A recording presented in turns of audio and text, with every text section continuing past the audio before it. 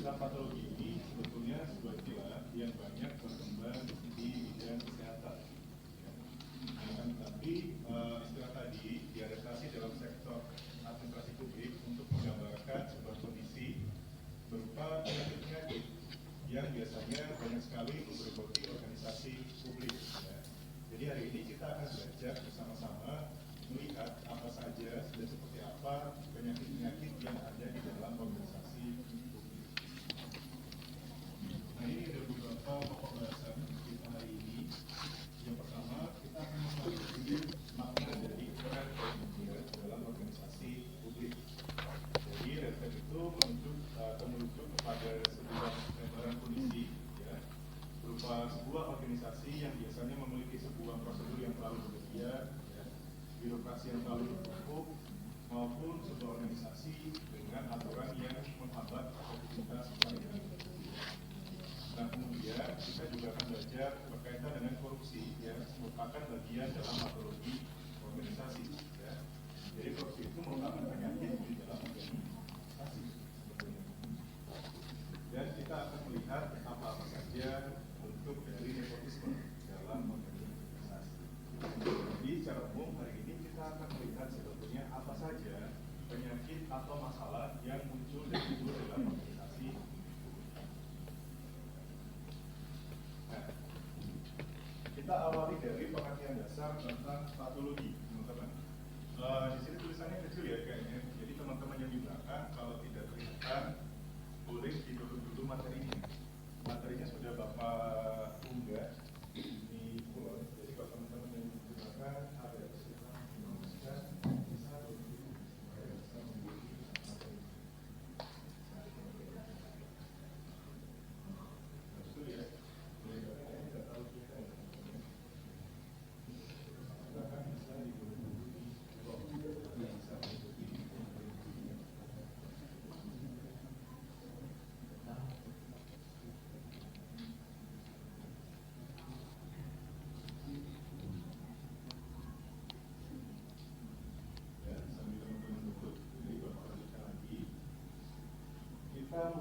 kita awali dari apa yang dimaksud dengan patologi organisasi. Walaupun tadi sudah Bapak singgung sedikit ya, patologi itu merupakan sebuah istilah yang merujuk kepada sebuah penyakit dalam dunia kesehatan. Nah, dalam organisasi publik sendiri sebetulnya istilah patologi ini digunakan untuk menggambarkan beberapa kesalahan malfungsi atau penyakit di dalam organisasi publik. Nah, dalam konteks administrasi publik, sebetulnya patologi ini bukan hanya terbatas pada kesalahan teknis. Akan tetapi lebih besar daripada itu, patologi juga berkaitan dengan bagaimana perilaku sistemis, ya, yang mengakar dan bahkan sulit untuk dikurangi di dalam organisasi. Ya. Seperti layaknya penyakit pada makhluk hidup, jadi patologi organisasi ini juga dapat menghambat pertumbuhan organisasi, bahkan cenderung juga dapat melemahkan fungsi dari organisasi. Nah, selain itu, ya, patologi ini sebetulnya juga merupakan hal yang harus kita hadapi bersama-sama, bukan oleh organisasi publik, tapi bersama-sama dengan masyarakat. Nah, bicara soal patologi organisasi sebetulnya dapat kita lihat dalam beberapa poin ke depan. Yang pertama, patologi organisasi atau penyakit dalam organisasi ini sebetulnya mayoritas bersifat sistemis. Artinya apa? Sistemis itu sebuah penyakit yang sebetulnya bukan berasal dari kesalahan individu semata, tetapi juga bisa berangkat dari bentuk atau struktural organisasinya. Ya.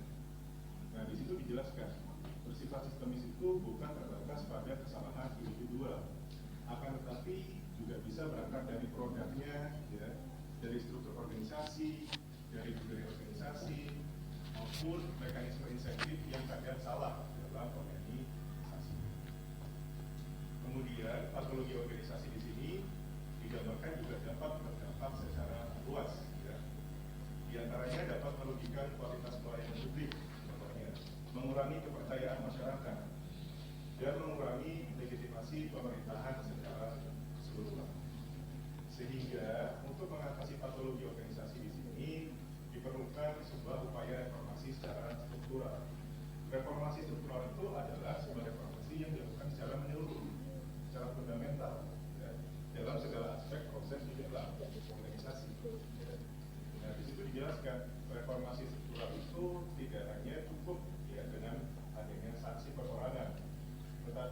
diikuti dengan sebuah perubahan yang mendasar pada seluruh sistem dan budaya organisasi.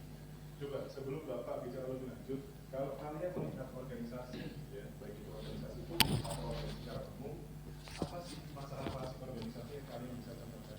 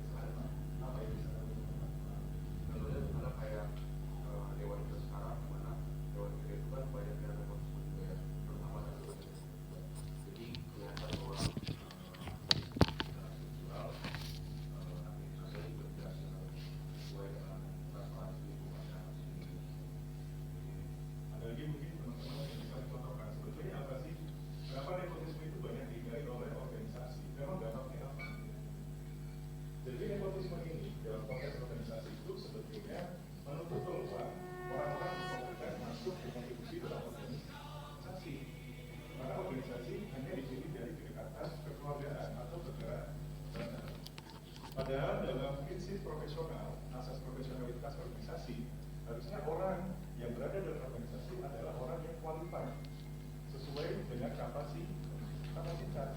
Sehingga praktik nepotisme itu menghambat penciptaan organisasi yang optimal. Ya. Karena apa? Mengambil dari keluarganya, mengambil dari saudaranya, yang tidak melalui proses seleksi atau seleksi.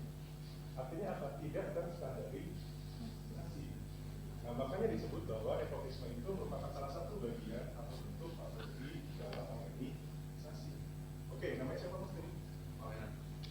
Pangeran. Selain Pangeran, coba sebutkan lagi satu contoh masalah masing dalam organisasi itu apa? Tadi Pangeran sudah mencontohkan adalah nepotisme. Sering lupa dengan tujuannya. Sering lupa dengan tujuan utama. Sering lupa dengan tujuan utama. Kayak contohnya organisasi Red Cross itu kayak Red Cross itu misalnya baju-baju lama itu dikasih untuk ke orang-orang yang tidak mampu, tapi ternyata baju bekasnya itu dikasih ke thrift shop gitu.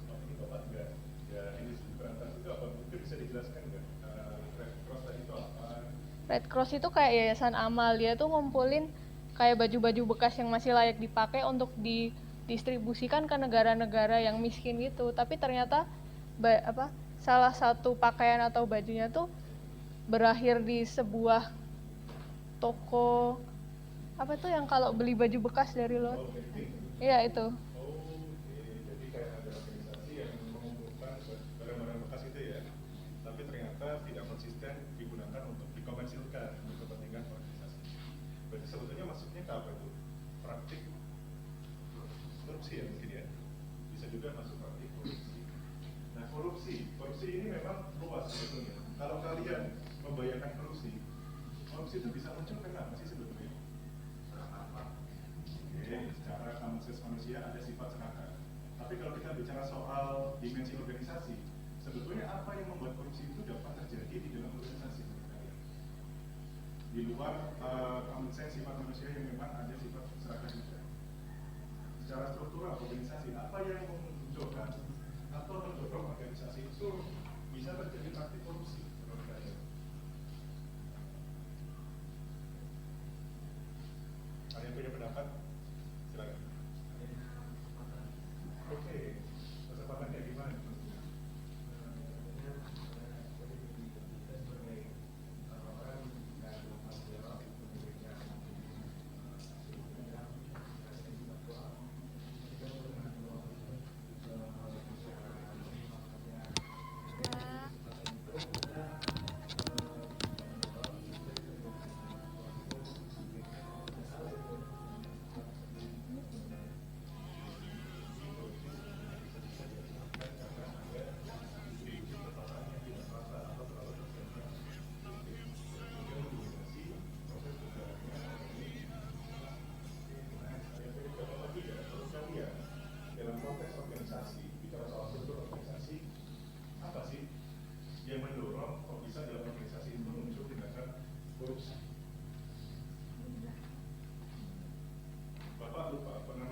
ini atau enggak. Ya. Jadi sebetulnya di luar dimensi organisasi, kultur masyarakat kita itu juga mendukung praktik korupsi. Apa nih? Kalau mungkin Bapak pernah sampaikan, mohon maaf ya teman-teman. Jadi kultur budaya masyarakat kita itu memang identik dengan sesuatu sesembahan atau pemberian. Kita bukan bicara masyarakat saat ini, kita bicara masyarakat pada zaman dulu, ya, pada zaman Indonesia masih belum merdeka. Masyarakat kita tuh identik dengan mengekspresikan rasa bersyukur dengan sebuah pemberian. Bersyukur terhadap pemerintahan raja memberikan upah, seperti bersyukur kepada alam memberikan kayak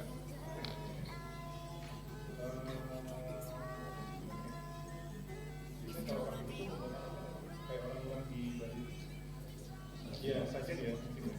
Jadi masyarakat kita itu terbiasa untuk mewujudkan rasa syukurnya dengan sebuah pemberian. Nah akhirnya apa? Mengangkat ke dalam budaya kultur masyarakat. Yang menjadi peliknya adalah bahwa budaya ini sudah mengakar jauh di dalam masyarakat, kemudian muncullah birokrasi yang modern kita kenal sampai saat ini, bertemulah dua proses budaya tadi, birokrasi yang modern dengan kultur budaya masyarakat yang masih tradisional. Padahal dalam proses organisasi atau birokrasi yang modern itu harusnya birokrasi berjalan tanpa adanya pemberian, ya harus bersih atau harus netral. Tapi masyarakat kita terbiasa untuk mengucapkan rasa terima kasih dengan sebuah pemberian, tidak cukup dengan kata terima kasih.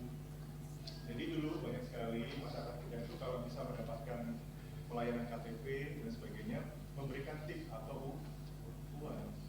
Akhirnya apa? Menciptakan sebuah budaya yang berujung kepada patologi penyakit dalam organisasi. Makanya kalau kita bertanya, kenapa Pak di Indonesia ini kok muncul praktik pungutan liar? Awalnya mungkin itu bukan pungutan yang diambil secara liar, tapi pungutan yang memang secara sukarela diberikan oleh masyarakat. Tapi akhirnya apa? Menjadi kebiasaan. Akhirnya menjadi praktik yang dianggap sudah wajar atau sudah biasa. Padahal dalam praktik organisasi modern, pemberian layanan publik itu harus adil dan tidak boleh ada mekanisme pungutan liar. Tapi secara tidak langsung budaya kita justru mendorong praktik tersebut.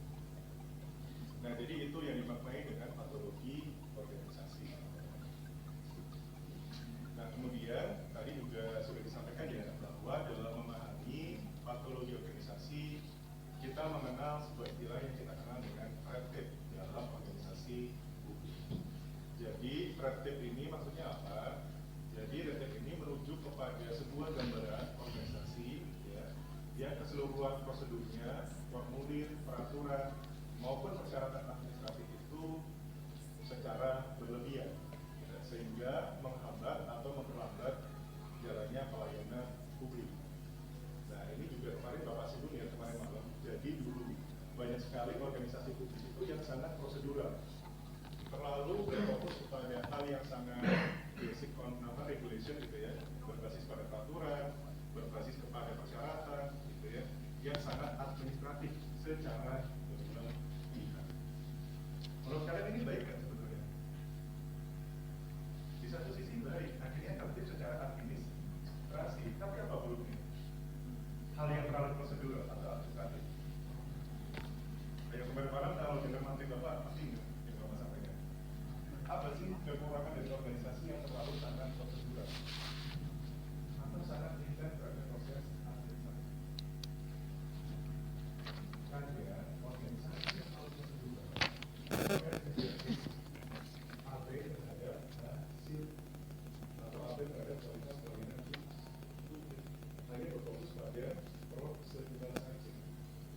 Akhirnya apa? Mempengaruhi output pelayanan publik kepada masyarakat.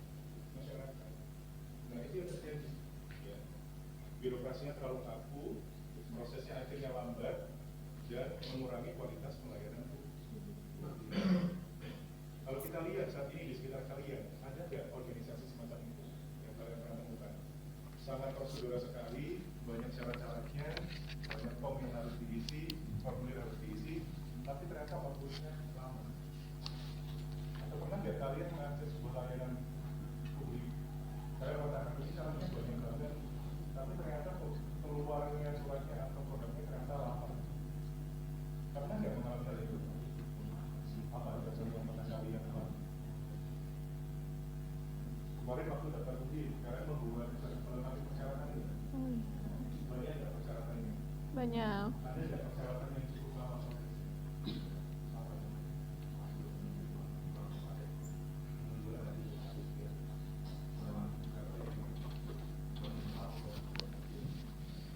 Di dalam proses verifikasi itu menurut kamu banyak nggak prosedur-prosedur yang bisa? Ada berapa?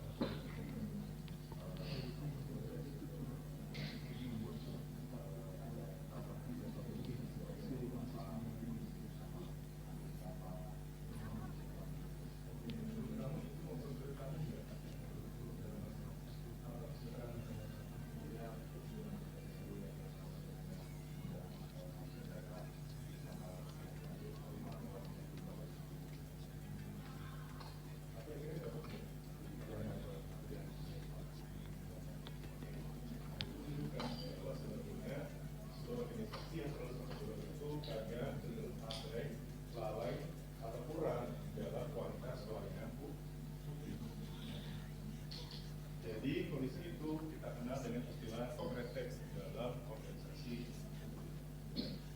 terlalu administratif yang kadang tidak seimbang, ya, tidak relate dengan output. Dari sini kita pelajari dulu resep ini dari definisi maupun konsepnya.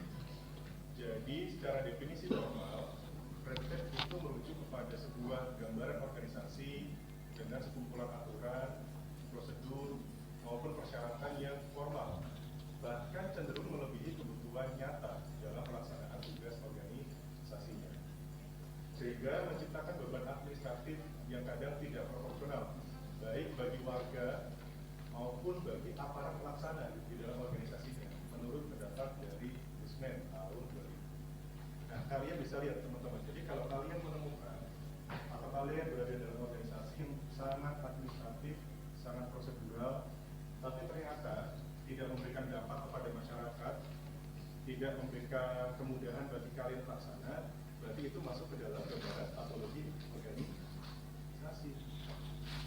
Di sini ada yang masuk ke MTS-nya? Ada lagi ya? Teman-teman pernah nggak selama proses kalian di himpunan mungkin 1 tahun ini ya, kalian merasakan ada prosedur yang terlalu rumit? Jujur aja nggak apa-apa, bapak nggak marah, bagus bapak juga pembina himpunan. Ada nggak kalian merasakan kerumitan administratif? Misalnya kalian punya proper nih, Pak saya ada proper A, B, C, D, tapi ternyata persyaratannya banyak. Ada? Apa namanya?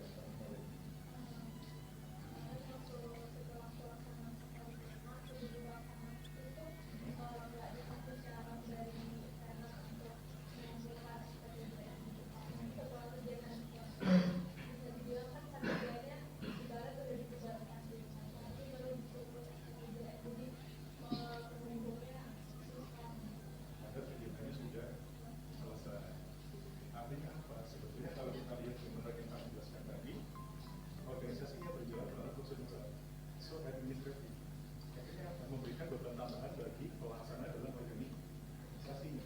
Ini juga Bapak kritisi teman-teman. Jadi kalau teman-teman yang mungkin sering berinteraksi dengan Bapak ya di KMTS, Bapak kemarin jujur juga agak bingung, ya, agak heran juga karena Bapak KMTS sekarang sangat teknis. Mungkin teman-teman yang AMS di sini ya sebagai fungsionaris pernah dengar teman-teman yang himpunan saat ini untuk membuat proper itu harus membuat matriks manajemen resiko. Ini mungkin juga tahu ya. Padahal sekarang semester berapa? 2. Mata kuliah manajemen risiko baru kalian dapatkan di semester 6 atau 5. Logis ya? Mata kuliahnya belum dapat, kalian sudah eksekusi membuat matriks manajemen risiko. Walaupun memang Bapak tahu niatannya bagus, ya, menciptakan sebuah program kerja yang proper terhadap segala bentuk ketidakpastian risiko. Tapi apa? Tidak sesuai dengan kapasitas SDM yang ada di dalam organisasi. Akhirnya apa? Memberikan beban baru bagi anggota organisasi. Bukan berfokus pada bagaimana melaksanakan kegiatan, tapi malah dipusingkan dengan proses yang sangat administratif. Akhirnya apa? Justru malah menghambat, kecenderungannya menghambat output kegiatan dari mahasiswa.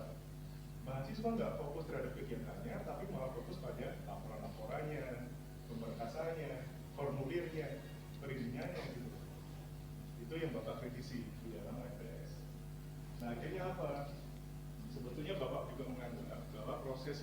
terlalu administratif tadi juga tidak bagus untuk organisasi. Jadi yang bagus bagaimana Pak? Memang konsep tadi Bapak akui itu untuk menciptakan akuntabilitas, pertanggungjawaban yang lebih baik. Tapi harusnya bisa disederhanakan, tidak harus dibuat serumit mungkin. Jadi yang kadang menjadi uniknya di dalam administrasi publik ya, kita mengenal kenapa kalau ada sesuatu yang mudah justru harus dipersulit. Justru malah kecenderungannya kalau bisa mudah kok malah dipersulit gitu kan. Pertanyaan besar apa? Ya, jadi secara definisi konsep atau istilah RTP ini merujuk kepada gambaran organisasi yang sangat fokus pada aturan, prosedur, syarat formal yang bahkan melebihi kebutuhan nyatanya dalam organisasi. Nah, dalam konteks di Indonesia kita bisa lihat teman-teman ya. Jadi di Indonesia ini red tape ya seringkali terwujud dalam beberapa bentuk. Yang pertama, biasanya red tape ini bisa kita jumpai dari sebuah organisasi yang persyaratan dokumennya itu berlapis dan berulang-ulang. Kita udah ngurus pendaftaran formulir, tapi di stage yang kedua kita harus mengisi formulir kembali. Pernah nggak kalian mengalami hal itu? Misal di awal kalian sudah diminta data diri, tapi waktu mau ambil hasil akhir harus melengkapi data diri lagi. Pernah nggak? Nah ada ya proses-proses seperti ini. Biasanya syarat dokumennya berlapis dan cenderung berulang. Kemudian contoh lagi red tape di sekitar kita itu adalah contohnya misal ada prosedur persetujuan yang melibatkan terlalu banyak pejabat atau pemangku kepentingan. Tanda tangan proposalnya berapa orang? Siapa itu? 7 sama Bapak kan? Dari Prodi, dari DK, dari Senat. Total ada berapa tanda tangan dalam proposal itu? Sangat tidak baik dalam konteks organisasi. Dan Bapak sampaikan ini secara fair. Bapak pun juga sebetulnya terlibat dalam proses itu. Tapi Bapak anggap itu sebetulnya enggak efektif. Ya. Bayangin mahasiswa misal dikerja deadline. Tanda tangannya belum lengkap. Kegiatannya besok. Kalau kamu jalan recovery dengan tanda tangan enggak kan? Akhirnya bukan fokus pada hasil, tapi hanya cuma fokus pada proses. Ya. Prosedur persetujuan membutuhkan banyak perjalanan. Kemudian contoh lainnya lagi, misal waktu penyelesaian layanan yang kadang tidak punya atau tidak terstandarisasi. Dan contoh lainnya juga adalah bisa berupa ketidakjelasan alur prosedur bagi masyarakat atau bagi warga. Nah itu merupakan gambaran RTP, ya. Merupakan salah satu bentuk dalam patologi organisasi. Pernah menemui ini teman-teman di kampus? Hal ini pernah menemui di kampus kita? Kalau iya, berarti kampus kita masih hanya fokus pada proses administrasi. Dan itu sebetulnya dipandang sebagai patologi atau penyakit dalam organisasi. Nah, kita dalami teman-teman ya. Jadi sebetulnya red tape ini dapat kita lihat memiliki akar penyebab. Setidaknya di sini ada 4 akar penyebab terjadinya red tape. Coba biar Bapak tidak sendiri ya, Bapak minta dibantu dari yang paling dekat. Yang pertama akar penyebab dari red tape ini ada akumulasi regulasi. Itu aturan baru yang terus ditambahkan tanpa menghapus aturan yang lama. Jadi yang sudah tidak relevan dan menciptakan tumpukan regulasi yang saling tumpang tinggi. Artinya adalah ada overlapping regulasi dalam organisasi. Pada regulasi itu merupakan pedoman, guide, mekanisme dalam organisasi. Tapi ada kalanya organisasi ini dihadapkan pada banyak regulasi atau kebijakan, sehingga itu menjadikan masalah dalam organisasi. Yang sebelahnya. Yang kedua adalah budaya anti risiko. Untuk aparatur cenderung membuat prosedur berlapis untuk melindungi diri dari kemungkinan kesalahan dan pertanggungjawaban hukum. Makanya apa? Budaya anti risiko itu berarti makanya apa?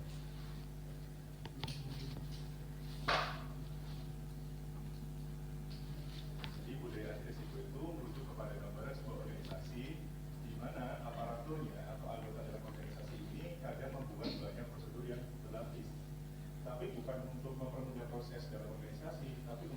memberikan proteksi diri atau perlindungan diri terhadap kesalahan dalam proses organisasi. Itu juga merupakan salah satu akar adanya penyakit dalam organisasi. Yang sebelahnya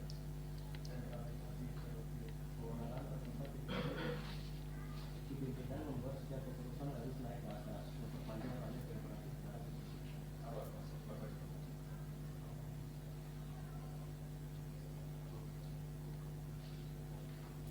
misalnya kalau ada konflik data itu harus minta izin ke atas.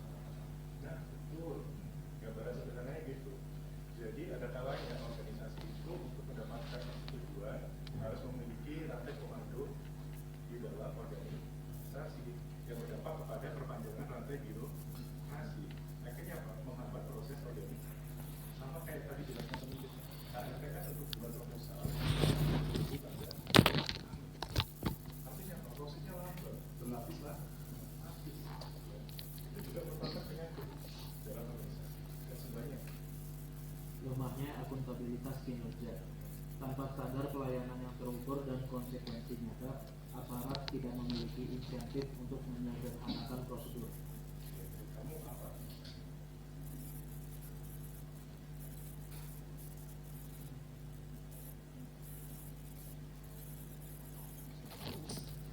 Tanpa standar pelayanan yang terukur dalam organisasi dan tidak adanya konsekuensi yang nyata, sehingga mengakibatkan kecenderungan aparat tidak memiliki insentif. Ya. Insentif itu maksudnya apa sih? Kayak reward, mekanisme reward. Ya. Jadi di dalam organisasi ada kalanya kalau tidak ada mekanisme soal pengukuran kinerja, akuntabilitas kinerja dari pegawai, sehingga membuat pegawai itu mencari tambahan atau insentif di luar hal yang formal atau hal yang legal. Contohnya gini, teman-teman. Jadi kenapa sih kadang dulu muncul juga masalah soal pungutan liar? Jadi pungutan liar itu dulu juga keluar atau muncul karena kurangnya reward atau mekanisme insentif dalam organisasi. Paham istilah ini nggak? Mencari ceceran. Mencari ceceran tahu nggak istilah itu? Mencari pendapatan sampingan. Kenapa sih banyak asn kita punya kecenderungan untuk mencari sampingan? Karena mereka tidak dipenuhi atau tidak diapresiasi di dalam organisasi, sehingga mereka menciptakan keluar insentif di luar dari organisasi, dan itu juga menghambat keberlangsungan di dalam organisasi. Jadi harus ada mekanisme yang mengukur, mengatur soal akuntabilitas kinerja. Sederhananya gini, kalian kalau bekerja atau mungkin kan sekarang belajar ya, kalian suka nggak kalau diapresiasi? Bisa kalian berpendapat, pendapat kalian atau tugas kalian diapresiasi oleh dosen, kan suka nggak? Semua kita suka. Nah, akhirnya apa? Memunculkan ini ya, lingkungan yang positif dalam pengembangan organisasinya. Tapi harus dilakukan dengan akuntabel. Artinya harus dengan ukuran yang jelas. Kita tidak boleh asal mengapresiasi semua orang secara rata. Siapa yang berprestasi harus diberikan apresiasi juga dengan lebih besar. Ya, jadi harus ada akuntabilitas kinerja. Nah, kita bisa lihat teman-teman ya bahwa sebetulnya red flag ini dalam organisasi, lebih-lebihnya dalam konteks pelayanan publik itu juga membawa dampak. Coba yang sebelahnya, dampak yang pertama.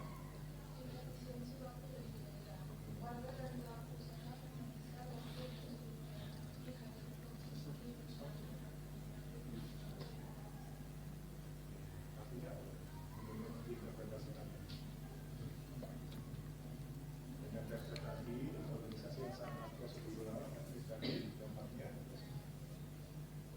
akhirnya menghabiskan banyak waktu dan biaya bagi masyarakat untuk mengakses pelayanan publik, ya, yang seharusnya proses tadi dapat dipangkas atau dapat disederhanakan. Sebenarnya silakan.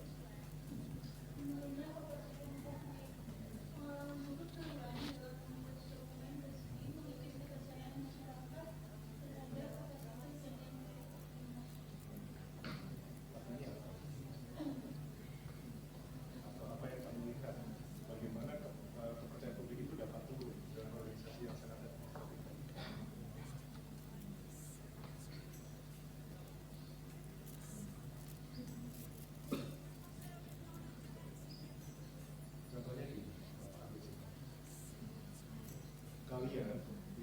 mengakses sebuah layanan, kalau kalian merasa kecewa, kalian mungkin nggak akan balik lagi. Atau misal kalian katakanlah makan di luar, ya, cari makan, maksudnya cari makan di luar. Ternyata antriannya nggak jelas. Yang datang pertama nggak dilayani, yang datang terusan malah dapat makanan juga. Mungkin nggak kalian balik lagi. Belum tentu kan? Nah, artinya apa? Sebetulnya kalau kita bicara mengenai organisasi, ya, organisasi yang efektif dengan pelayanan yang tidak terlalu berfokus hanya pada prosedur dan aturan, itu juga menciptakan pelayanan yang lebih cepat. Akhirnya membawa masyarakat untuk lebih percaya pada pelayanan formal pemerintah. Mereka bersedia untuk mau kembali lagi mengakses pelayanan dan ya, jadi kadang-kalanya pengalaman buruk masyarakat itu membentuk persepsi masyarakat terhadap pelayanan publik. Jadi proses organisasi itu secara tidak langsung sebetulnya juga mempengaruhi persepsi dari masyarakat, ya, mempengaruhi kepercayaan publik atau kepercayaan masyarakat. Silakan.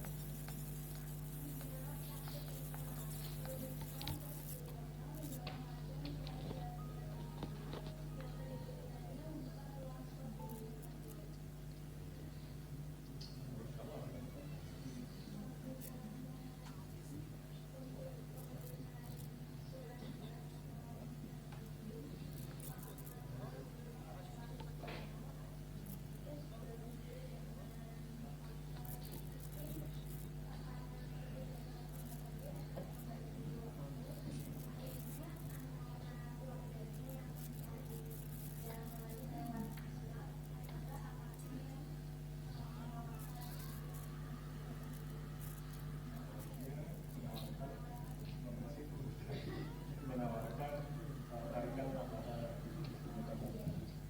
sebetulnya sederhananya gini, mendorong praktik informal itu contohnya adalah munculnya calo. Kalian tahu nggak calo itu munculnya dari mana sih? Tiket. Calo itu sebetulnya secara tidak langsung munculnya karena proses administrasi yang terlalu rumit bagi masyarakat. Di sisi masyarakat kita butuh pelayanan yang cepat. Akhirnya apa? Beberapa masyarakat kita kan kadang banyak juga yang bekerja kan, memiliki waktu yang terbatas. Akhirnya mereka mengenai prosedur itu, mereka pun juga terbuka terhadap calo yang menawarkan jasa. Jadi sebetulnya secara tidak langsung munculnya calo di Indonesia itu juga didorong karena banyak sekali organisasi publik kita yang sangat prosedural, ya, sehingga membuat masyarakat enggan meluangkan waktunya atau mungkin berpikir ulang untuk meluangkan waktunya mendapatkan pelayanan publik. Jadi jangan salahkan calo itu dari calonnya saja. Tapi sebetulnya calo itu merupakan kayak gambaran gunung es ya. Dia itu juga merupakan dampak dari sebuah organisasi yang tidak efektif. Makanya muncullah calo. Ya, mendorong praktik informal, ya, seperti suap, salah satunya juga maupun penggunaan. Nah, untuk menghadapi relatif ini sebetulnya teman-teman, apa sih yang bisa dilakukan? Jadi beberapa upaya reformasi di sini dapat dilakukan untuk mengurangi gejala atau fenomena masalah relatif dalam organisasi. Yang pertama, upaya pertama adalah dengan deregulasi. Artinya bisa dilakukan dengan menghapus aturan yang tidak relevan maupun sebuah persyaratan yang berulang-ulang. Atau secara sederhana adalah juga menyederhanakan proses regulasinya atau aturan. Kemudian upaya yang lain yang bisa dilakukan adalah dengan digitalisasi layanan. Ya.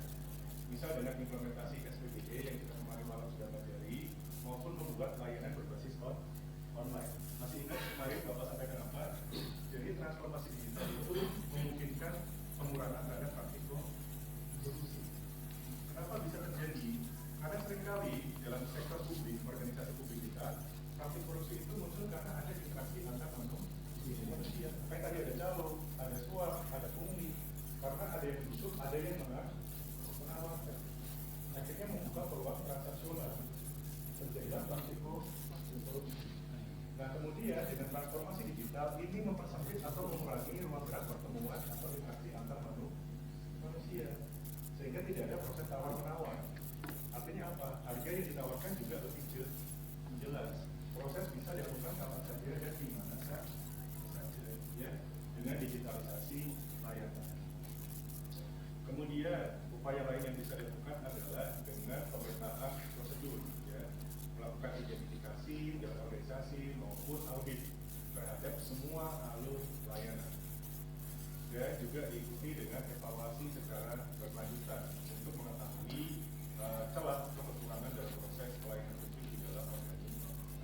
Ya, itu beberapa contoh-contoh upaya yang bisa dilakukan untuk mengurangi atau menghadapi ya praktek dalam organisasi. Nah kemudian ini juga menarik dalam didiskusikan ini. Jadi patologi yang kedua selain praktek adalah praktik korupsi dalam organisasi publik. Nah di sini dijelaskan teman-teman bahwa korupsi itu merupakan salah satu patologi organisasi yang paling destruktif atau yang paling menghancurkan organisasi. Ya. Jadi korupsi itu bukan hanya sekadar pelanggaran hukum individual, akan tetapi juga mencerminkan bagaimana kegagalan sistematis dalam tata kelola organisasi. Nah di Indonesia saat ini pemberantasan korupsi sudah menjadi agenda reformasi yang mendesak dan kompleks.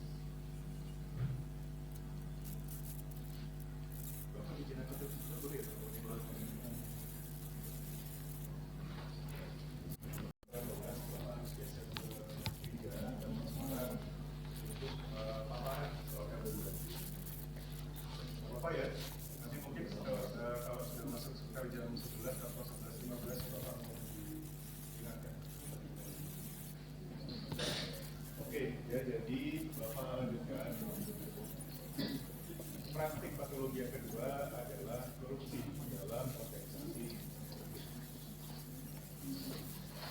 Dan kita lihat dulu secara definisi maupun tipologi apa yang dimaksud dengan praktik korupsi.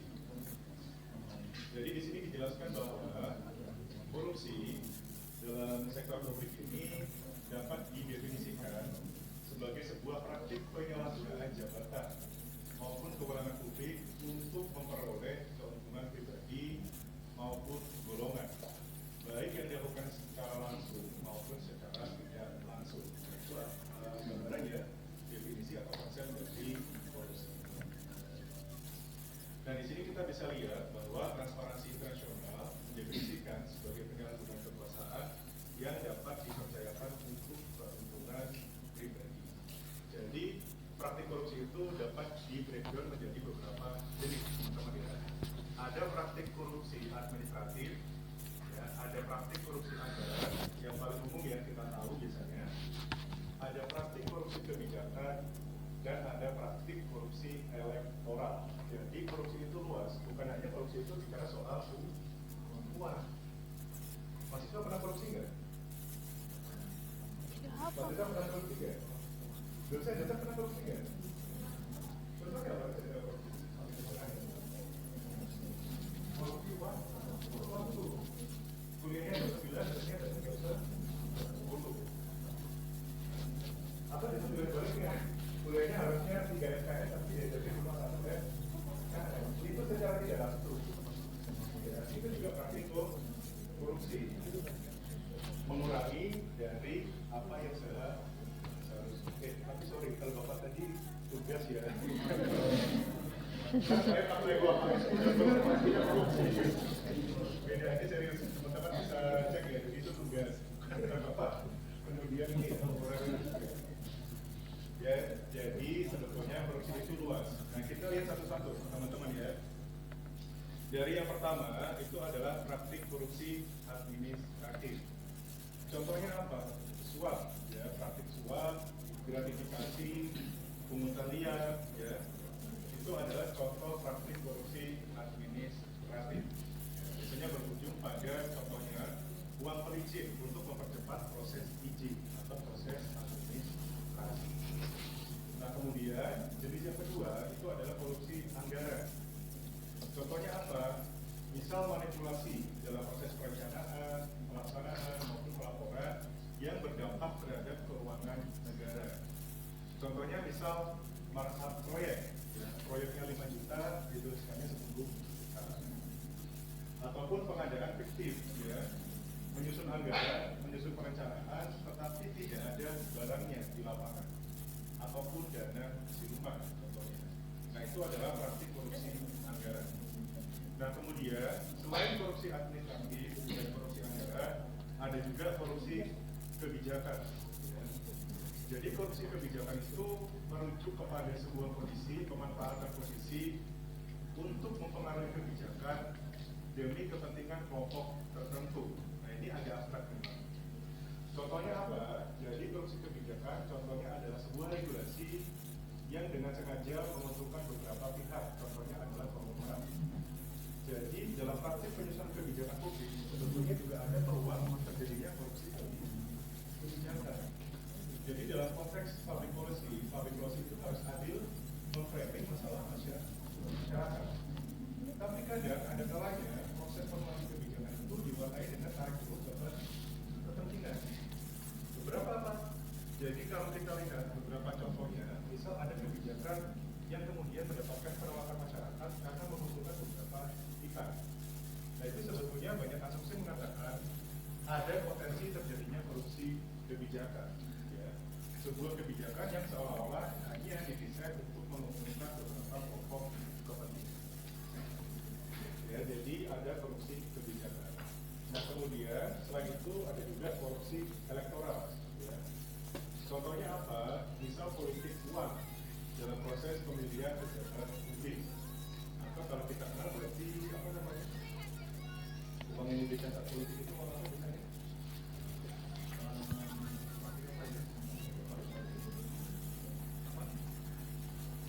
Apa namanya? Uang yang diberikan saat pemilu itu?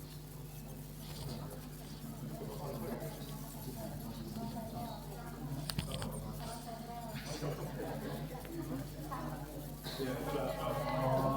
Uang salah tempel atau mungkin ada yang bilang kalau orang sekarang katanya bilangnya bohongan atau kata bilangnya bohongan. Ya, uang atau praktik penyaluran politik uang yang digunakan dalam proses pemilihan. Ya, jadi itu beberapa tipologi korupsi. Jadi korupsi itu bukan hanya bicara soal uang atau anggaran, tetapi lebih dari itu korupsi juga memiliki jenis-jenis yang banyak. Nah, kalau kita bicara korupsi yang merupakan salah satu bagian bentuk dalam patologi organisasi, kita bisa lihat bahwa sebetulnya terdapat beberapa faktor yang menjadi penyebab kenapa korupsi itu ada dalam birokrasi. Kita bisa breakdown menjadi faktor internal dan faktor eksternal organisasi. Yang pertama, dari dalam organisasi yang menyebabkan praktik korupsi adalah sistem remunerasi yang tidak memadai. Artinya apa? Ada dalam organisasi itu mekanisme penggajian, ya, salary atau reward kadang tidak sebanding dengan biaya hidup, sehingga menciptakan tekanan ekonomi yang kemudian dapat mendorong orang untuk mencari pendapatan dengan lebih, bahkan cenderung menghalalkan segala cara.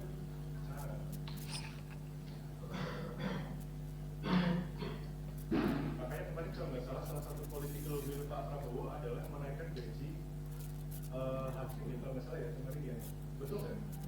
Sempat muncul ya wacana itu ya, gaji hakim dari Kemenkumham kalau nggak salah ya akan dinaikkan cukup drastis atau banyak. Karena Pak Prabowo memiliki anggapan bahwa untuk menjamin keadilan hukum adalah dengan menciptakan kesejahteraan bagi para penegak hukum. Ya Bapak nggak tahu itu bisa mungkin ya, tapi juga harus dilakukan dalam atas kebijakan. Kemudian faktor internal lain adalah lemahnya sistem pengawasan internal. Ya. Jadi dalam organisasi biasanya tidak adanya mekanisme pengawasan yang dilakukan baik itu dalam organisasinya, sehingga tidak mampu mendeteksi potensi praktik korupsi. Dan yang paling krusialnya adalah jadi banyak sekali kejadian korupsi itu berakar dari organisasi yang masih permisif. Ya. Artinya apa? Menormalisasikan praktik korupsi dengan anggapan sudah biasa, sehingga menciptakan sebuah kondisi lingkungan di mana korupsi kadang diterima sebagai bagian dalam cara kerja organisasi. Jadi bukan hanya karena kelemahan dalam sistem, dalam struktural, tapi dalam budaya korupsi sudah dianggap sebagai hal yang wajar, dinormalisasi. Ya, itu salah satu faktor penyebab korupsi dalam kondisi atau faktor internal organisasi. Nah di sisi lain, kalau kita lihat dalam faktor eksternal, hal yang dapat menyebabkan ya praktik korupsi adalah adanya celah regulasi. Artinya biasanya terdapat aturan yang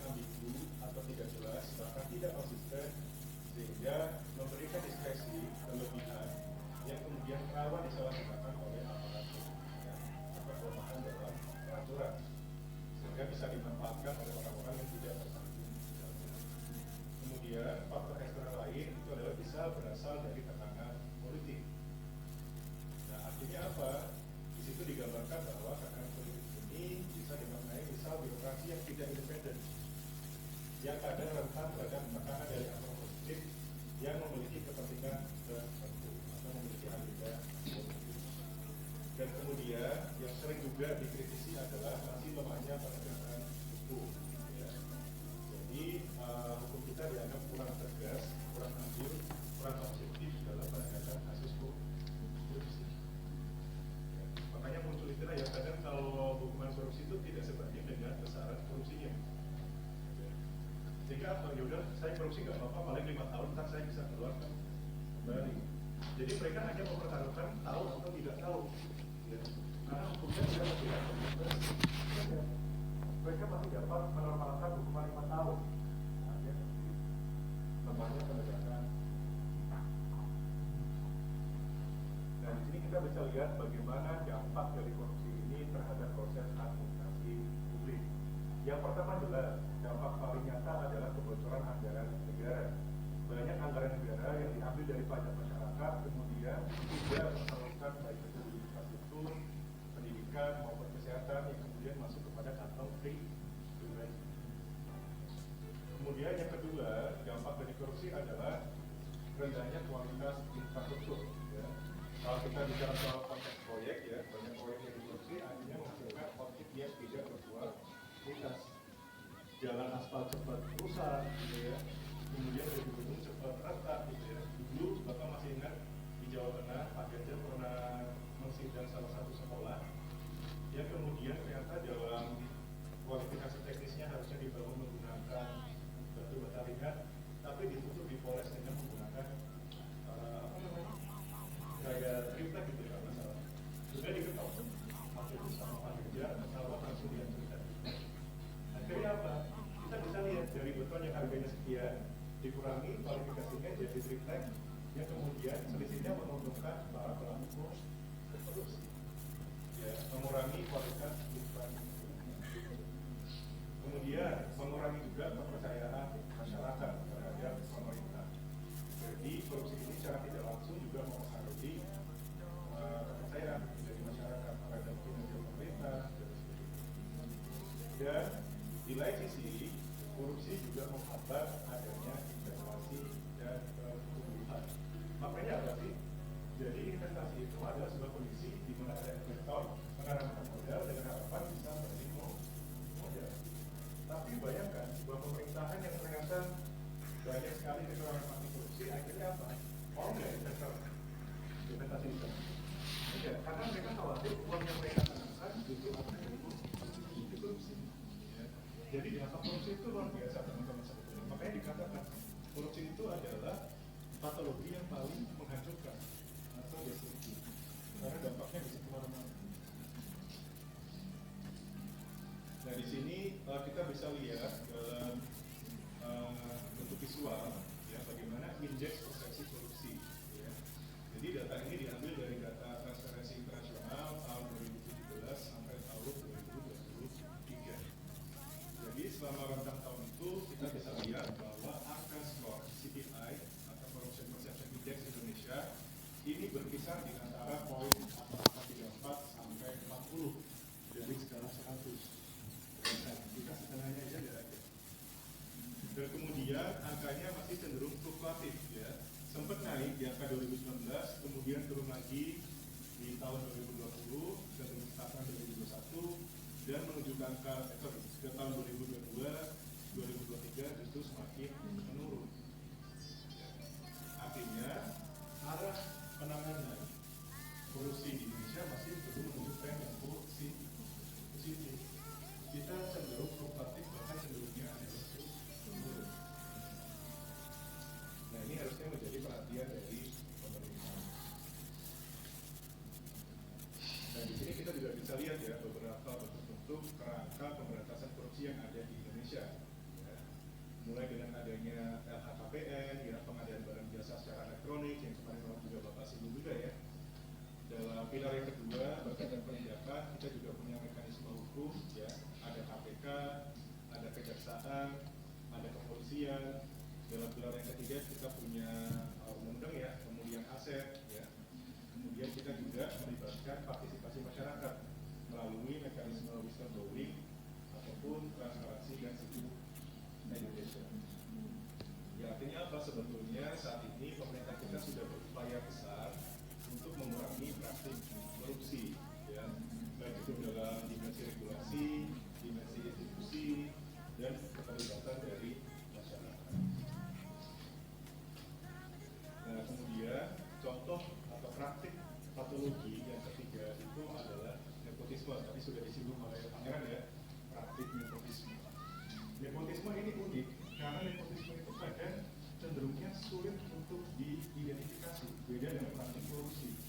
yang jelas-jelas menimbulkan dampak. Nepotisme. Jadi nepotisme itu secara sederhana menuju kepada sebuah praktik pemberian keistimewaan ya, pada seseorang ataupun pada sebuah kelompok. Nah, nepotisme ini bisa hadir dalam praktek rekrutmen, ya, promosi, penugasan, ataupun kontrak kepada kerabat biasanya teman dekat ataupun anggota kelompok tertentu, bukan berdasarkan kepada kapasitas maupun kompetensi. Nah, di sini juga dijelaskan ya teman-teman bahwa nepotisme ini merupakan warisan kultur, ya, patronase yang berakar panjang dalam sejarah pemerintah. Kalau kita lihat sebetulnya, kenapa sih nepotisme ini kok budaya pengakar? Salah satunya apa? Sederhananya, yang teman-teman tahu. Jadi masyarakat kita itu memiliki sebuah budaya yang baik, tapi ternyata juga nggak baik-baik amat. Budaya ini apa Pak? Gotong itu bagus konsepnya, ya, memberikan bantuan kepada orang yang mungkin tidak mampu atau prinsipnya adalah nilai-nilai komunal, ya, membantu sesama.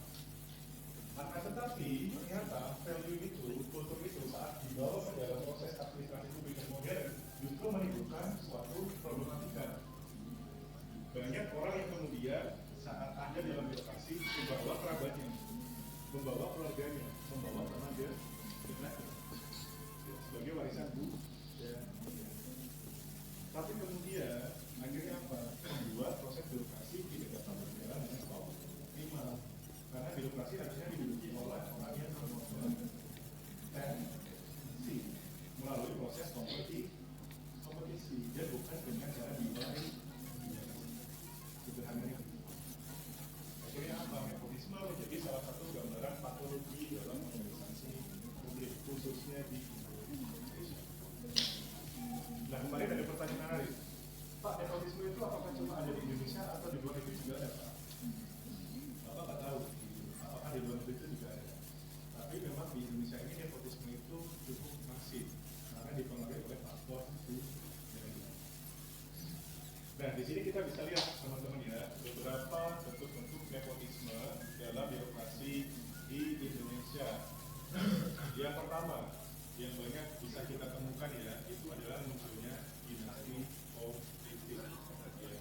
Di level pemerintah pusat, level pemerintah daerah, kabupaten, kota, banyak sekali terjadi praktik dinasti politik. Dari suaminya, besoknya diturunkan ke istrinya, besoknya diturunkan ke anaknya. Nah, Bapak nggak tahu di daerah kalian ada atau tidak. Ya, praktik pengalihan jabatan publik kepada anggota keluarga melalui mekanisme pemilihan umum. Ini banyak sekali terjadi, khususnya pasca adanya desentralisasi dan otonomi. Kemudian, contoh lainnya itu adalah rekrutmen ASN berbasis relasi. Nah, jadi dulu sebelum rekrutmen ASN dilakukan oleh sistem, ya, dilakukan seleksi secara nasional, dulu banyak sekali ASN kita itu yang kemudian masuk ke dalam organisasi publik berbasis kepada kedekatan, berbasis pada relasi, tidak melalui proses kompetisi. Akhirnya tidak terkawal apakah mereka punya kompetensi atau tidak, kemampuannya tidak terstandarisasi. Yang bahkan kadang cenderungnya adalah kedudukan yang diemban tidak sesuai dengan kapasitas yang dimiliki. Nah, itu juga merupakan dampak dari praktik nepotisme. Kemudian di sisi lain itu adalah contohnya pengadaan barang dan jasa yang tidak transparan. Ya.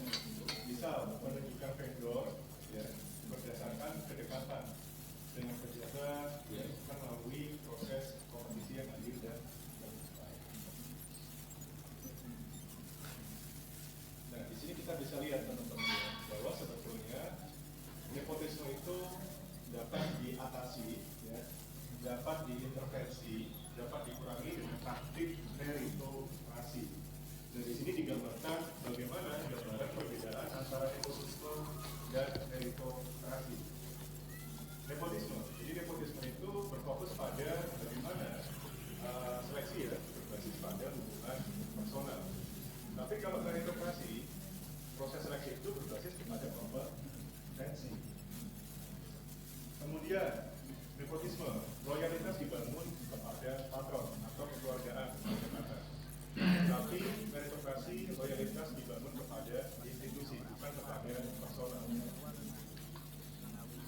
Makanya dulu ya, banyak sekali nepotisme itu menghadirkan dinasti karena loyalitasnya bukan kepada institusi, tapi kepada orang, kepada kepala daerah, kepada kepala bidang, kepala dinas, dan sebagainya.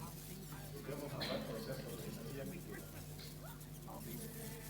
Kemudian dalam nepotisme ini kadang kompetensi juga seringkali diabaikan. Makanya dalam birokrasi yang lama ya, nepotisme itu banyak sekali memunculkan korupsi karena banyak sekali tidak adanya pelanggaran terhadap anggota di dalam organisasi.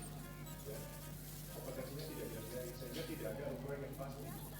Nah, dalam meritokrasi kinerja ini diukur sebagai capaian individu ya, dalam organisasi. Kemudian nepotisme dicirikan juga dengan akuntabilitas yang rendah, ya, pelayanan publik yang buruk, dan memiliki peluang besar terjadi konflik kepentingan di dalam organisasi. Tapi dalam meritokrasi ini justru sebaliknya memungkinkan terjadinya penciptaan akuntabilitas yang lebih tinggi, ya, pelayanan publik yang lebih optimal, dan mengurangi adanya konflik kepentingan di dalam organisasi. Jadi kita pilih yang mana nih? Pilih nepotisme atau pilih meritokrasi? Kok nggak yakin? Pendukung nepotisme ya? Kalian sekarang jadi mahasiswa UIN, kalian melalui proses nepotisme atau meritokrasi? Yakin? Buktinya apa? Buktinya berarti kalian harus seleksi kan? Entah kalian yang motivasikan dan sebagainya, tapi kan ada mekanisme yang mengukur kemampuan kalian sebagai mahasiswa. Artinya kalian merupakan bagian dalam proses meritokrasi. Kalian harus bangga, kalian bukan orang ini. Nah, jadi kan gitu, bangga nggak sama diri saya sendiri? Bangga dong. Makanya nepotisme atau meritokrasi? Meritokrasi. Ya, jadi saat ini kita sudah menuju ke arah meritokrasi. Nah, ini ada beberapa gambaran ya, bagaimana dampak dari nepotisme terhadap kinerja organisasi. Coba tadi yang di sini sudah ya, belakang ini bisa dibantu. Apa dampak nepotisme terhadap kinerja organisasi?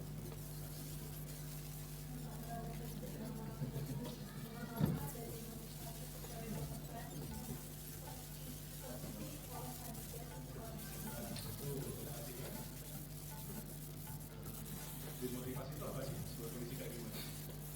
Orang menjadi tidak termotivasi karena kita berkinerja ternyata kalah sama orang yang punya koneksi.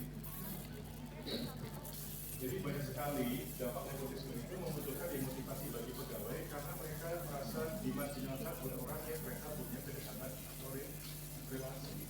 Kemudian yang sebagainya.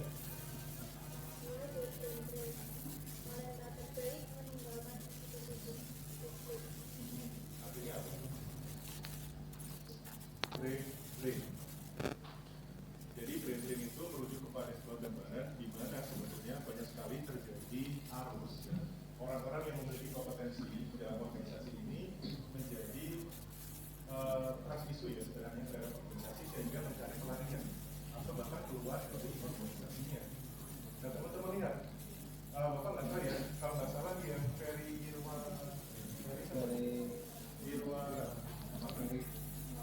Irawan ya. Itu kan sebelumnya juga dia kan pegawai kementerian kan? Atau BUMN kalau nggak salah ya? Ya, mantan drop out dari sekolah tinggi akuntansi negara. Entah.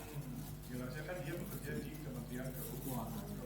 Tapi dia melihat bagaimana kondisi Kementerian Keuangan yang menurut dia tidak sehat, tidak efektif. Akhirnya membuat dia tidak mengambil langkah masuk ke dalam Kementerian Keuangan. Ya. Jadi salah satu dampak dari nepotisme itu juga membuka peluang bahwa talenta terbaik meninggalkan institusi publik atau organisasi. Sebenarnya budaya sungkan dan eueuh pakeueuh yang menghambat koreksi. nah, apa tuh? Sebentar dulu. Nggak enakan.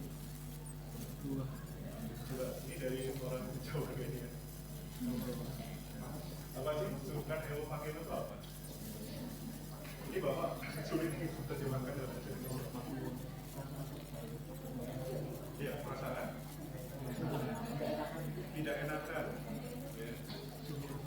Jadi karena nepotisme ini menciptakan sebuah organisasi yang berbasis kekerabatan, ya, kadang membuat kita menjadi bukan bekerja secara relasi profesional, tapi menjadi relasi kuasa. Ya kadang menciptakan rasa tidak nyaman atau tidak apa ya, tidak apa tadi namanya, suka itu, tidak enakan, ya, tidak enakan dalam organisasi.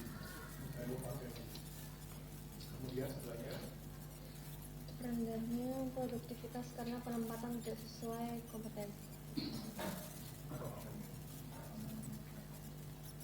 jadi dengan itu ada kalanya banyak orang yang tidak ditempatkan sesuai dengan kompetensinya, dikalahkan oleh orang-orang yang kemudian memiliki kedekatan relasi umum, kekeluargaan dan kekeluargaan, sehingga menghambat proses di dalam organisasi. Kemudian sebelahnya silakan. Dampak terhadap institusi dan publik, kualitas keputusan dan kebijakan publik menurun drastis. Kok bisa? Dari nepotisme mengurangi kualitas keputusan dan kebijakan. Seharusnya kebijakan publik itu bagaimana sih? Kalau kebijakan seharusnya kan impersonal, tapi karena nepotisme jadi personal gitu. Betul, sebenarnya gitu. Jadi kebijakan itu sebetulnya adalah sebuah cara pemerintah memandang masyarakat, memberikan kepercayaan dengan cara yang objektif. Ya. Tidak ada namanya penguatan subjektivitas dalam kebijakan publik. Nah, seringkali nepotisme ini justru malah memunculkan adanya kebijakan yang cenderungnya subjektif, sehingga kualitas keputusan atau kebijakan publik jadi menurun. Contohnya apa sih? Kemarin waktu coba jelaskan ya. Waktu kemarin kita pemilu, ya, kemudian MK menetapkan aturan soal batas usia presiden. Ada nggak relasi hubungan di sana? Apa yang kalian lihat? Karena keputusan itu dari MK dan hakim MK kalau nggak salah ya, itu belum mampu ya. Belum mampu ya. Hakimnya adiknya Pak Jokowi kan, kemudian jadi istrinya kan. Nah, akhirnya apa? Banyak masyarakat menjadi kurang percaya terhadap kebijakan soal batas usia wakil presiden. Nah, kita lihat praktik nepotisme itu sebenarnya juga menurunkan kepercayaan masyarakat terhadap kebijakan publik. Sebelahnya dari belakangnya, silakan. Sumber daya negara salah alokasi ke tangan yang tidak kompeten. Sumber daya negara salah alokasi ke tangan yang tidak kompeten. Karena orang yang menjalankan amanah dari negara itu tidak memiliki kompetensi atau kapasitas. Kadang juga bisa membuka peluang menciptakan program atau kebijakan yang sebelumnya lagi. Kepercayaan masyarakat terhadap integritas aparatur negara. Kepercayaan Kepercayaan masyarakat terhadap integritas aparatur negara. Ini masyarakat kita ras isu terhadap integritas aparatur karena dibangun organisasi itu dengan kedekatan relasi, ya, atau dengan cara-cara nepotisme. Ini nggak objektif lagi, tapi sangat subjektif. Sebenarnya Siklus nepotisme yang salah retribusi yang sulit diselesaikan. apa tuh?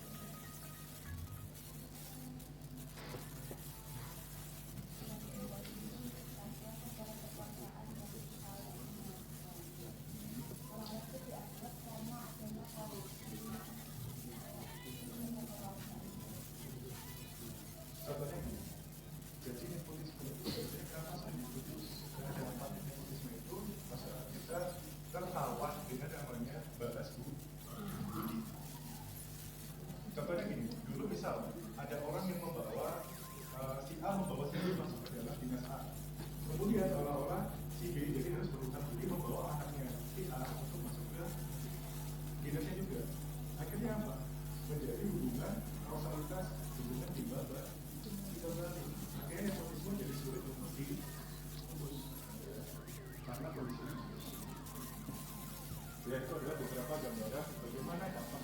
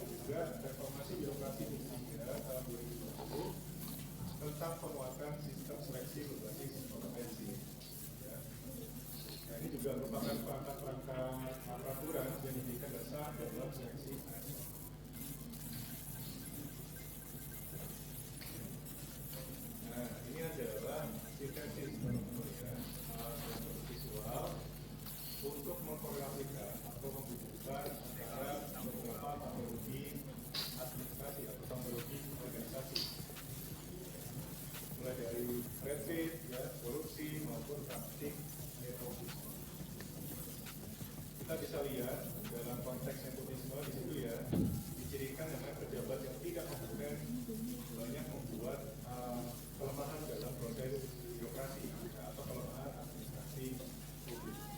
Sehingga secara tidak langsung hal itu juga memperlemah kinerja dari negara. Yang juga ditopang dengan birokrasi yang berbelit dan memunculkan praktik korupsi.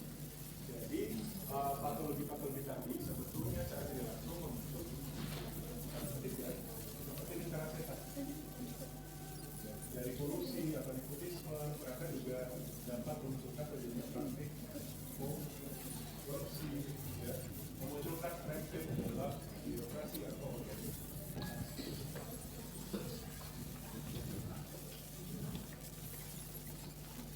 Jadi ya keterangannya ada di bawah, teman-teman bisa baca juga ya.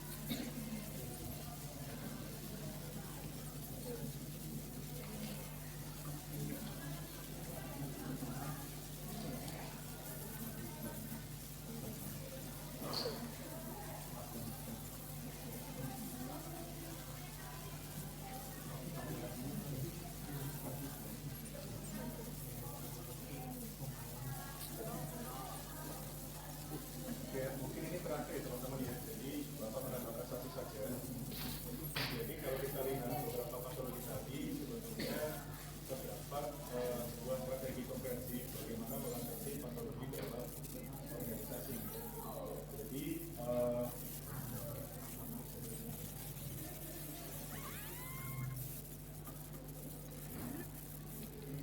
Jadi beberapa strategi untuk mengatasi masalah patologi organisasi ini dimulai dari reformasi struktural ya. Tadi kita sudah lihat mulai dari deregulasi, ya, simplifikasi prosedur atau penyederhanaan prosedur, harus menciptakan desentralisasi kewenangan dalam organisasi untuk memangkas ya, proses birokrasi dan juga mengurangi praktik uang korupsi. Kemudian bisa juga dibangun dengan peningkatan penguatan integritas, ya, membangun sistem whistleblowing sebagai mekanisme pengawasan langsung dari masyarakat, membangun budaya anti korupsi di berbagai level dalam organisasi dari pimpinan sampai dengan staf pelaksana. Nah, kemudian yang paling nyata dan paling konkret adalah melaksanakan sistem merit dalam organisasi. Sudah pernah dijelaskan soal merit system belum sebelumnya? Jadi merit system itu adalah open rekrutmen yang dilakukan secara terbuka dan transparan. Tidak berbasis pada prioritas. Tujuannya apa sih sebenarnya sistem itu?